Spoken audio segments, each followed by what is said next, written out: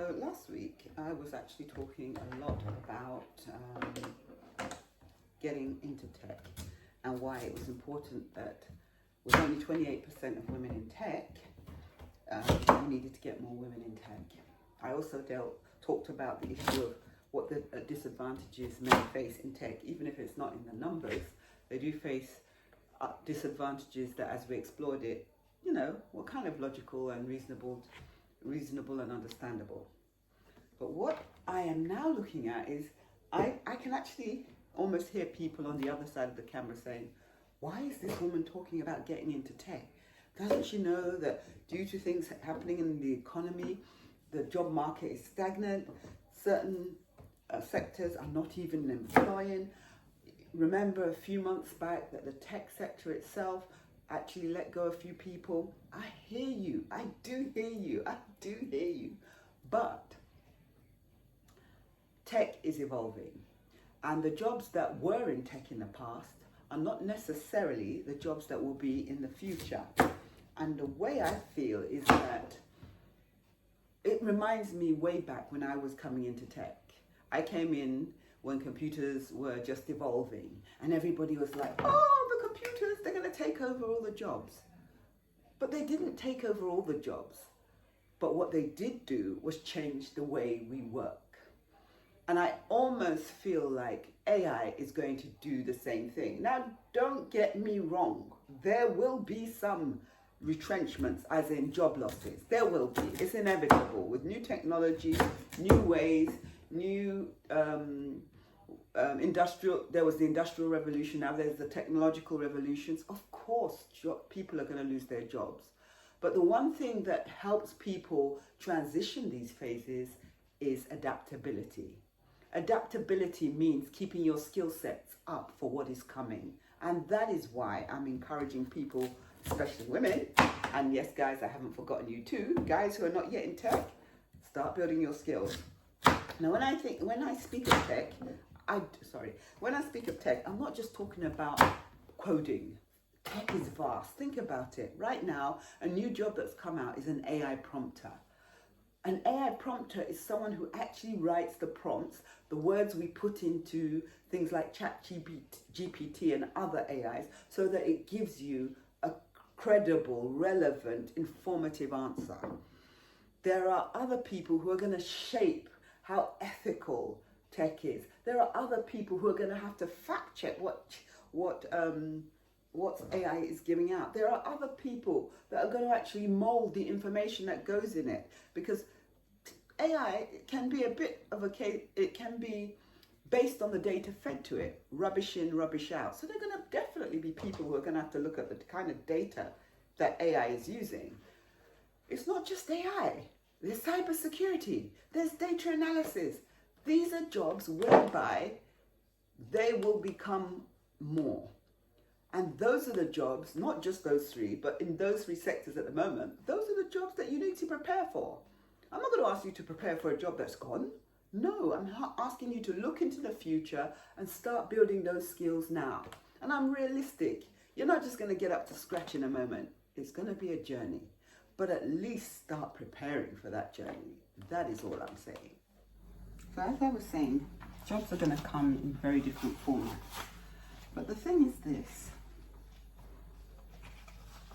Even with all the changes that have happened in tech, there's still a lot of underrepresented people. They're underrepresented, they're underpaid, they really haven't really got a voice. And that's even now when tech has improved and things have improved. Now, as AI evolves, whoever is involved in it, in whatever capacity, is going to mold it. Is going to mold it for the rest of us.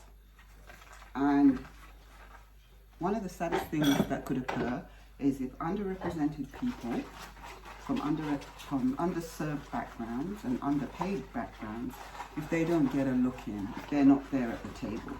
And I know it's a struggle to get there, but determination will get you there.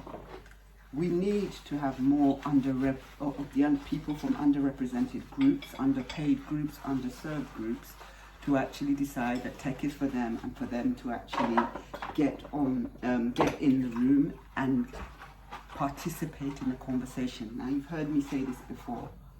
If you don't, the way AI and the tech related to it evolves and is developed, it means from different cultural backgrounds, from different economic backgrounds, from different underserved backgrounds, the products that are generated may not be made for us, may not impact us correctly, and may even be, God forbid, biased. It's not fit for purpose then, because it means that if it's only serving the population of people who were on the board or sitting at the table or in the room or in the profession that developed it, because they don't know any different, and it's unconsciously done because they only can develop from the perspective that they know. If no other perspective is provided, then no other perspective will be considered, and what will be created will not serve the populace. And really, is it their fault? It is if they don't hire you, but it's not if they have hiring opportunities and we don't take them up. So my thought, even in undeveloped countries, if the governments, and not even the governments, I'm not for the government to do everything, but if the people don't decide to use all the resources available, open, free, whatever, to learn about the new tech coming, then it's not going to serve them either. And if you look around the world, even in underdeveloped or so-called developing countries, they are beginning to realize that tech might actually be the way. It's actually one of the reasons why I got into tech. I felt that it kind of leveled the playing field. It gave me tools that would help me compete with any other firm, big or small. Now, the call is out for underrepresented groups, underserved groups, underpaid groups to take up the call and start getting into tech, to be involved in the conversation and to put a perspective that is critically needed so that as tech develops, it considers you, me, them, us, other. And for that to be possible, you, me, them, us, other must be involved. You're getting the message now. It's not really a choice. If you want your point of view to be considered and you want to make something that will enable, not disable you in the future, then you've got to get on board the bus. You've got to get into tech, whether it's from AI, cybersecurity, design, I don't care what angle. Just get there and bring your unique characteristics, your unique perspective, your unique skills to the table to create something that serves us all. So I think the question is, why even try? Especially if you're poor, or if you're marginalised, or if you're from an underserved, underrepresented, overlooked, or even from a developing country. Why try? There is a reason to try. Because tech is power. That's all that it boils down to. Tech is power. And if only the privileged actually are the only ones who have access, who use it, who dictate how it is, the rest of the world gets shaped without having any say, any input into any of it. Does that sound right? If you're in a marginalized or underserved or underrepresented group, or even underrepresented country, or even developing, you have the right to take space in tech. Yes, you do. Not to serve it. No, but to change it. And I think you really need to take that on board. Not to serve it, but to change it. You don't owe tech anything.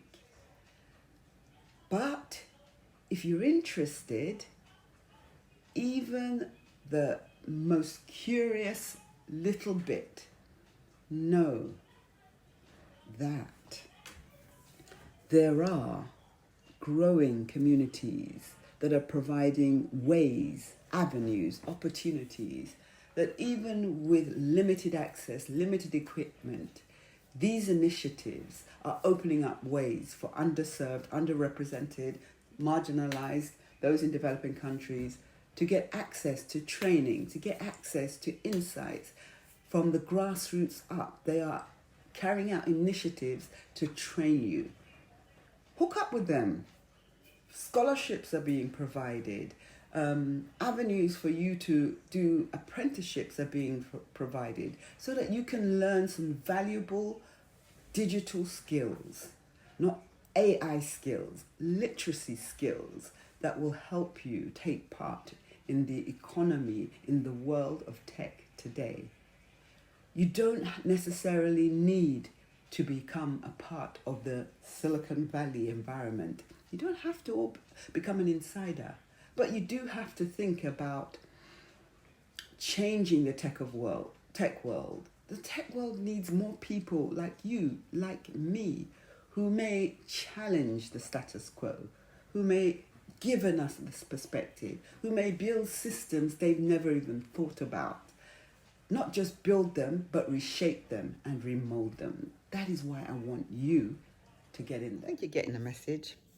If you're not in tech yet, from any of the underserved, unrepresented, underdeveloped, economically disadvantaged, then perhaps it's time you get into tech. So where do you start? Well, I would suggest if you're looking for community-based organizations, here are a few. We have got Black Girls Code. We've got Girls CFG, Girls First Code. We've got Tequeria. We've got Red ID. We've got IBM Skills Build. We've got Future Learn. And these are just a few of the community-based organizations you can call upon to try and get some training, some skills, upgrade, and all sorts. So those are the community-based ones. If, on the other hand, you're looking for some open learning platforms, you have people like Google who do a lot of free training from AI to cybersecurity to HTML, all sorts. Google is one. You've got Harvard. Oh, yeah, they've got some cool courses. I've tried some of those. You've got Harvard. They do some are paid, some are free. But hey, the free ones are pretty good, so please hook in. And then they allow you to make a decision as to whether you want to take it further. You've got edX, which brings in all the kind of open learning kind of platforms together. You've got Future Learn. You've got IBM Skills Build again. You've got, Cisco Academy. There are a whole load for various different types of learning that are open learning. Definitely use those to build your skills. My final thoughts on this matter about the fact that even if you are not involved, you should believe that tech is going to shape the future. With or without you, it's going to shape the future. So please choose to be involved. Now, I know there are negatives like access and representation. They do matter, but they shouldn't be the excuse we use not to get involved, even if we do feel excluded. I know that that's wrong, but the point is, don't let those things stop you from belonging. Don't let them stop you from building our version or your version of what tech should look like, AI should look like. Now, if you would like any resources to help you along the way, no matter what your background, your interests, your area, then message me. Maybe I can dig something up to help you. Let's join hands and try to work together to get more people from diverse backgrounds, diverse countries, diverse economic statuses on board so that what we create serves everybody.